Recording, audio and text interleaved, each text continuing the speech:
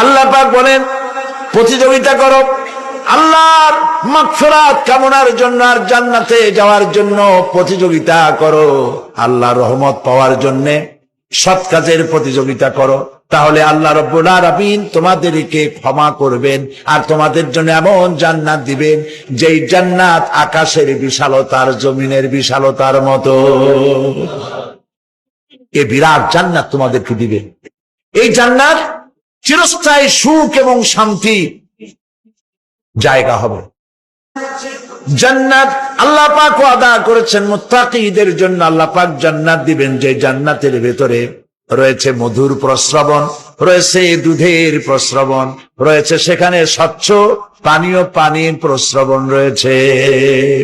এই সুন্দর জান্নাত ঝর্ণা ধারা আল্লাহ পাক সৃষ্টি করেছেন, বাগ বাগিচা দিয়ে ভরে রেখেছেন জান্নাত।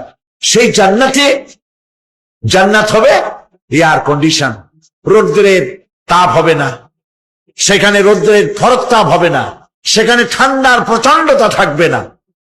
কিরকম হবে জায়গাটা? আল্লাহ পাক বলছেন না রেখেছেন সেই আল্লাহ পাক সেই জান্নাতের ভিতরে জান্নাতীরা ঠেস লাগায়া মুখোমুখি অবস্থায় তারা সেখানে বসবে, আর জান্নাতীদের মনের মধ্যে কোনো দুঃখ থাকবে না, পেরেশানি থাকবে না। পৃথিবীতে মানুষের দুঃখ থাকে, পেরেশানি থাকে, সেখানে কোনো দুঃখ আর পেরেশানি থাকবে না। সেই জায়গাটা হবে শীতাতপ নিয়ন্ত্রিত, না শীত না গরম, চির বসন্ত বিরাজ করবে। জান্নাতীরা সেখানে থাকবে। এই সুন্দর জান্নাত আল্লাহ পাক রেখেছেন মুত্তাকিদের জন্য। সুবহানাল্লাহ। কাফেরদের জন্য জান্নাত হবে, জাহান্নাম হবে চিরকাল।